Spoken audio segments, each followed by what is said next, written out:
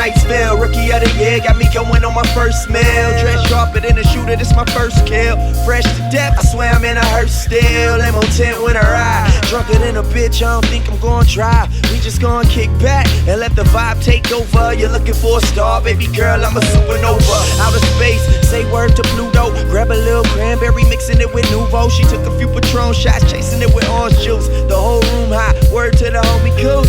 Hey, we all guys of the city, we all kings of the town. Higher than a spaceship, I bet they see me now. So even if I fall off, the city hold me down, come on.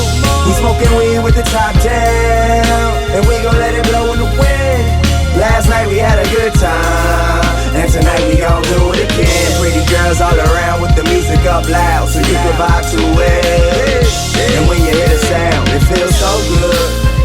It's like beautiful music. She like to roll, but she barely smoke. Hey, what's good, y'all? It's your man, Mac. We are here at Level 9 Studios, right behind the Las Vegas Strip in Las Vegas, Nevada. I am with my man, Scott Vera, behind the cameras and getting things right on the boards. This is Culturally Speaking. It's a new platform that I decided to put together a few years ago. I started a podcast with two friends of mine called For the Culture, where we were just bringing you our ideas and our opinions on hip hop, sports, politics, the cultural climate. And when COVID hit, it kind of slowed things down for us. And now I came back to rebrand it. But shout out to my boys, my brothers, JB, Joel Brantley, and my man Jerome Johnson. We really got off to a great start, and we had some good camaraderie, some good synergy. But like I said, COVID slowed us down. And so I had to rebrand and come back out here. I did the Freestyle Friday for a couple episodes where I was showcasing Las Vegas hip-hop artists, get them on the show, we interview them, and I let them spit a freestyle at the end.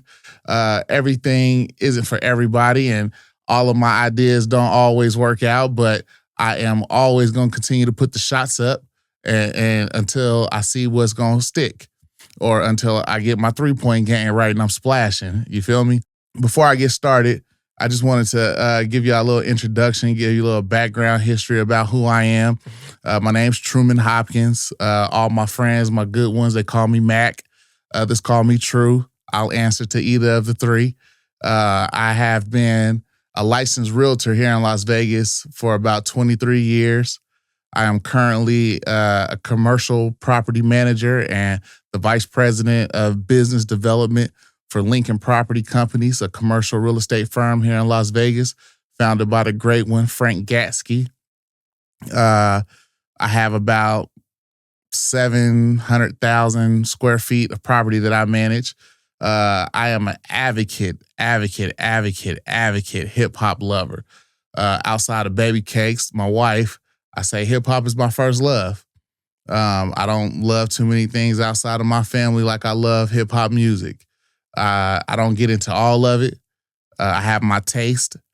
I like what I like, but I love the game. I love the culture. It's provided a means for people of disenfranchised communities to make a way for their family, to make a name for themselves in this world. And there's nothing in this world like hip-hop music. I can talk about coaching youth football. We've done youth football. I'm heavily community-oriented. Came up in community service organizations when I was a youngster, and it's just instilled in me to always want to give back. That and my love of Christ has always made me want to be a great neighbor, give back to those who are less fortunate than I am, always look out for my brothers, always look out for my sisters, my people, anybody that I can help, always here to lend a helping hand. I call myself the connector. Something out there that you want to achieve, something out there that you want to do. If I got action at it, you got action at it. Before we get into the subjects for the night, I want to give a shout out to my sponsor, Definite Barbershop. My brother-in-law, Louis Mariscal, over there at 1955 North Decatur. Definite Barbershop. They real nice with the clippers. Keep me faded, keep me clean. I'll mind you when you go in there, it's going to be a bunch of Mexican brothers in there, but all them niggas got hands with the clippers. Trust when I tell you. They keep me fresh. Shout out to Definite Barbershop, though. They're on Instagram. Excuse me, on Instagram at Definite Barbershop.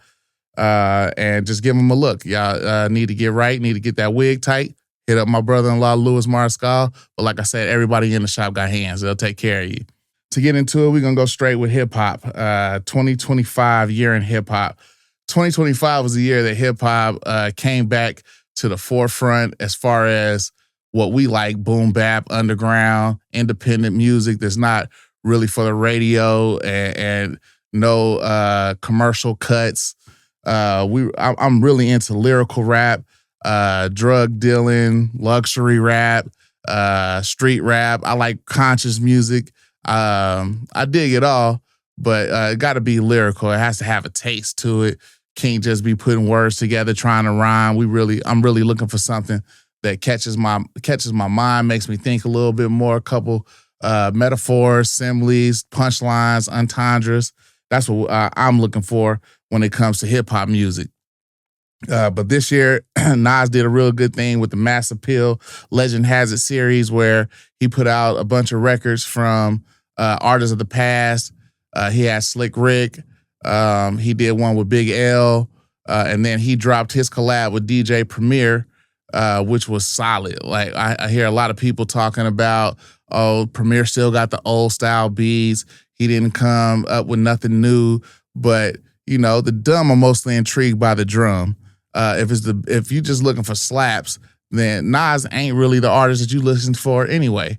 That's one thing about Nas that has been to a detriment in some people's eyes, is people say he don't pick the right beats.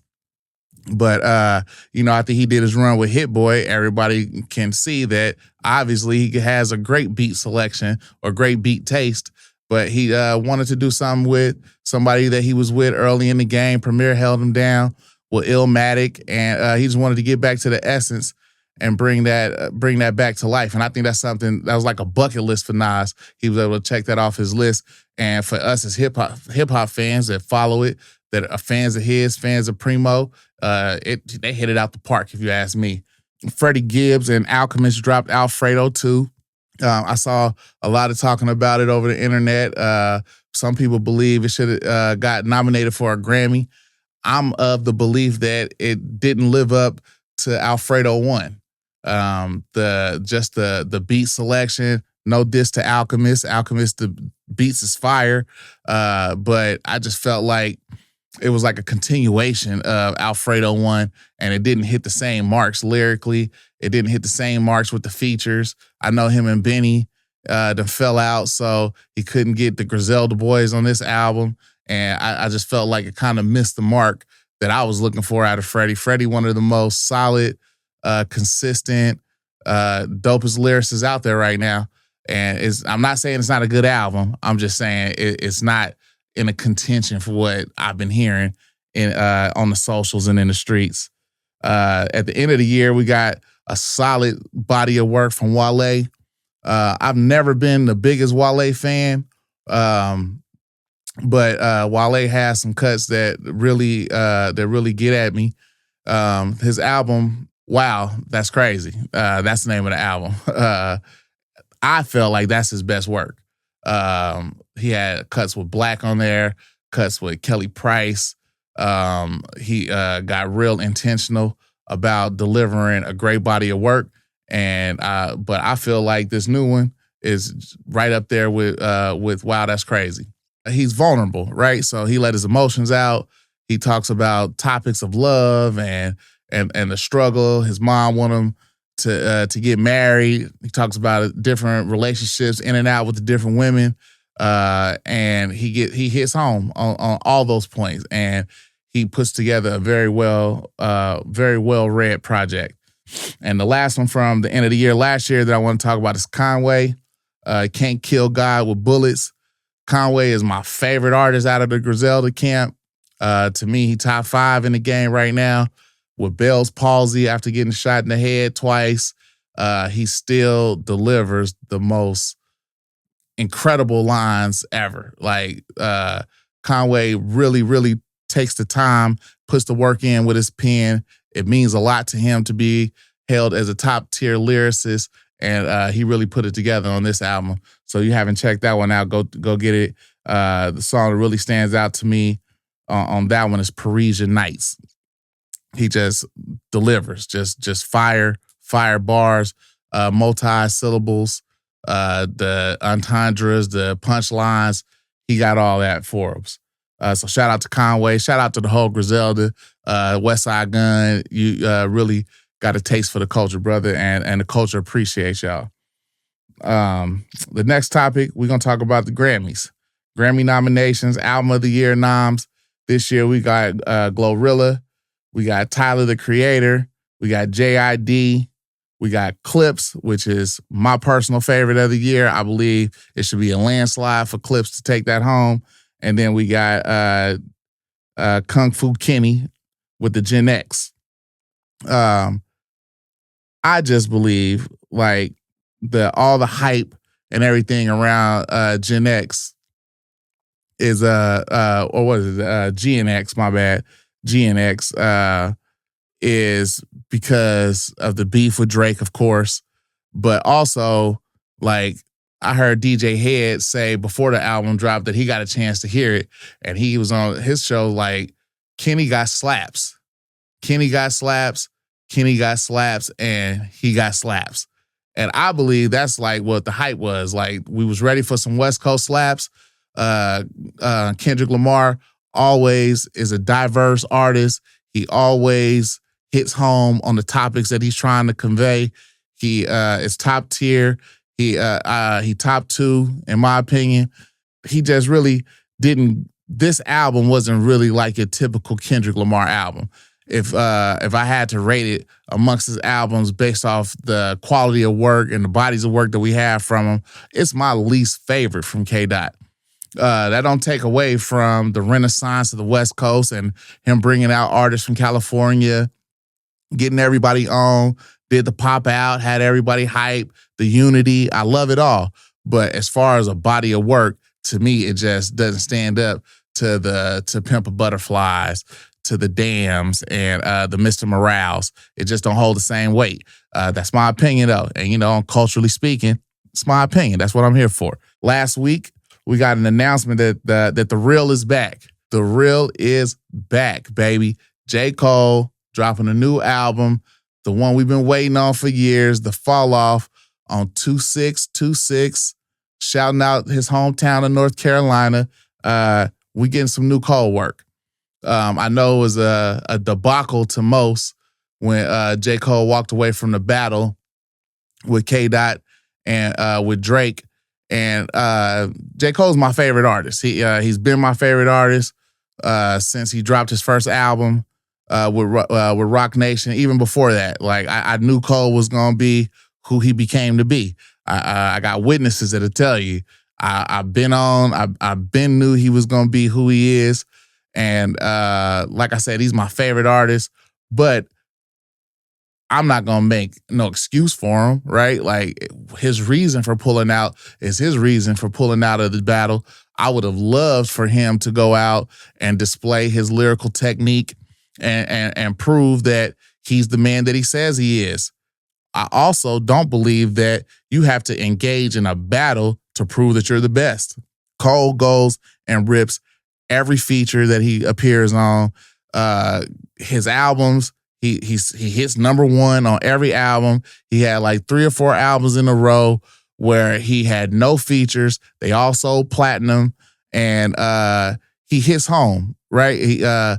Cole gives you the soul that's outside of the glaring, the glitz, all the shimmery shit.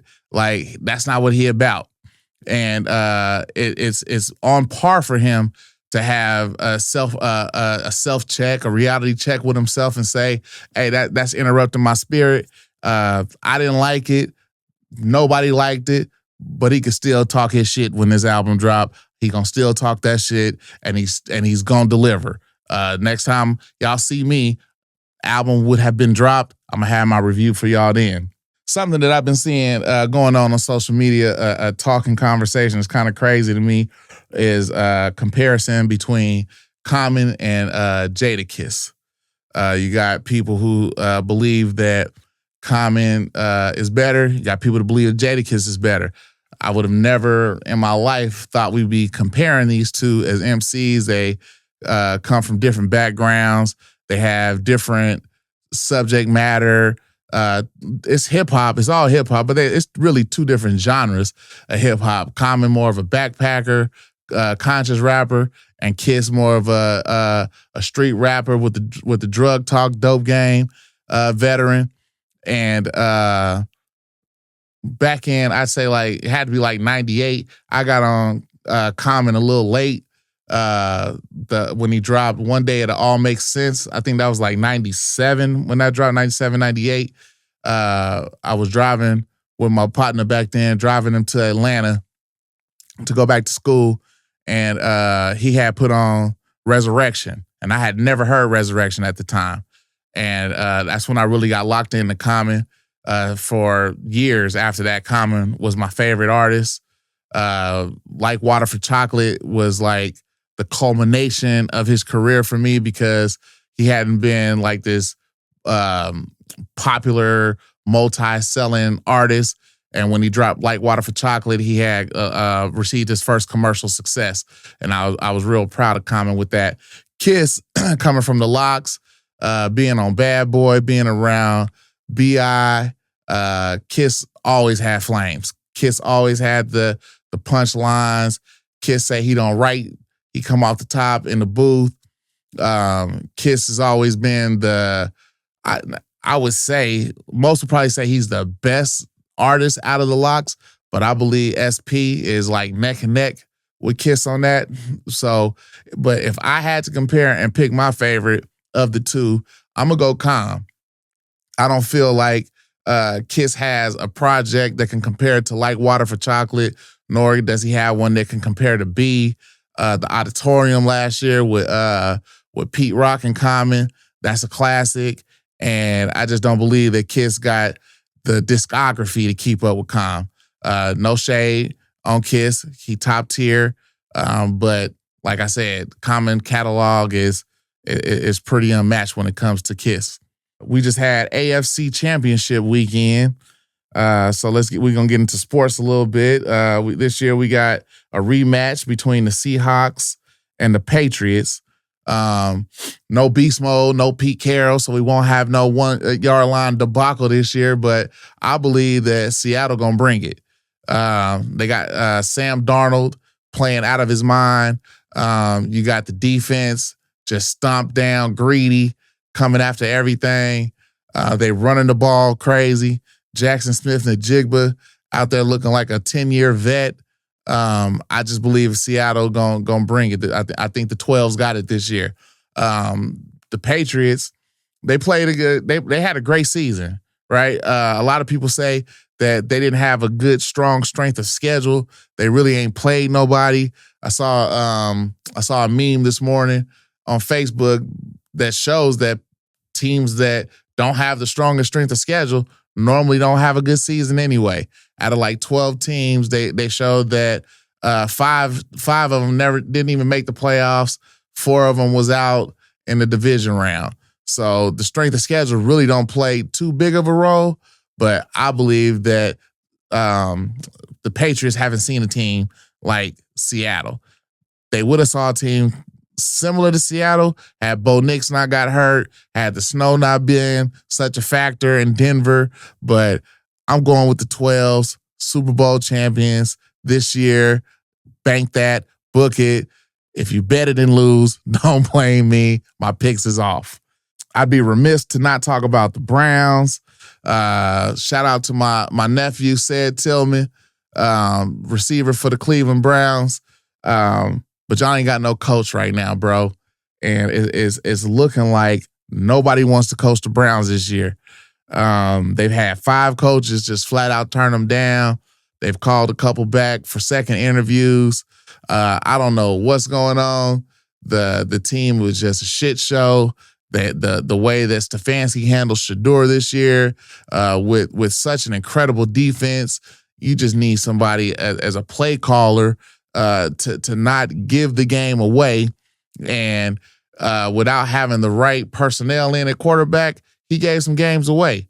Not to say that Shador was finna be the knight in shining armor, like he's about to come out in TB12 us, but he would have did his thing. Like, given the right opportunity, given enough time to develop and get acclimated to the system. You know, boy ain't even get no reps in practice all year.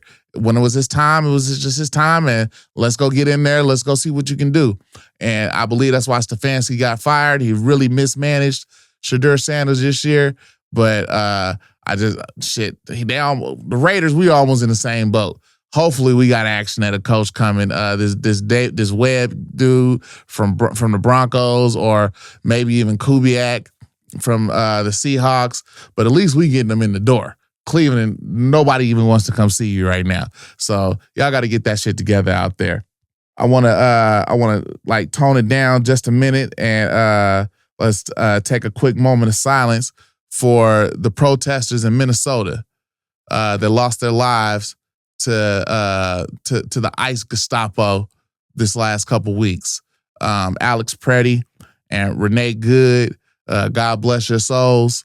We do appreciate what Alex Preddy was doing out there, trying to protect a woman from these villainous thugs.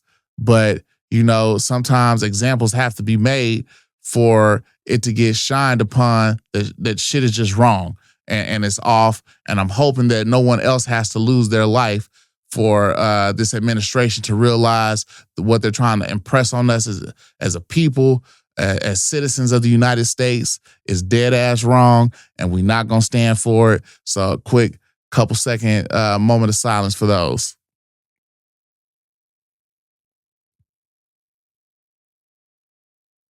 God bless your life. The last thing I'm gonna touch on, you see I'm in the King of the Green, this immaculate pieces, golf apparel, so I'd be dead wrong if I didn't bring up a little golf. This week, Brooks Koepka is out back on the PGA Tour. He left LIV. I saw that PGA taxing him, though, to get back in the game. That he gets no equity payments, meaning he whatever his equity is in the PGA as a league itself, he gets no payments for 5 years from that. This year, if he qualifies to get to the FedEx Cup, he gets no money from FedEx at all. And this is what I feel like they're just saying, we're going to make you do what we want you to do to come back. They're making him donate $5 million to a charity of his choice. I don't understand what good that does to PGA. It does him good in the sign that he's doing charitable work. But then the question remains, would you have donated that 5 M's if they didn't require it? But that's for you to decide. That's for you to answer. I just wanted to touch on it a little bit and just see how crazy it is with the two competing leagues, the LIV, the PGA. The Saudis offered these players all this money. But I was watching Brooks Koepka's interview, and you don't really get to spend time and share it with your family because you're playing overseas. Back on the PGA Tour, you're really here in the States 90% of the time. He get to bring his babies, get to bring his wife. That's most important to us as we get into our older ages, more responsible. And family is always the number one reason that we do what we do. So I can completely understand him coming back home, even if it's going to cost him. They say it might cost him 50 to 80 M's, but the money does not compare to family and to the love and to just being with your people. So yeah, salute to Brooks Koepka coming back. Let's see what you can do this weekend. It'd be crazy to go out there and win your first week back, but we'll see how that goes. That's pretty much it. That's all I got for y'all on this episode. We're going to keep them short. I got a couple topics I'm going to come hit you with, give you my opinion, speak on the culture, and you can always chime in. You can get with me on Instagram at TrueMaculate. You can also follow the clothing brand Immaculate Pieces Clothing at Instagram. And again, go check out my brother-in-law and them to get your wig tight at Definite Barbershop. So for episode 1, culturally speaking, it's your man Mac, and I'm out.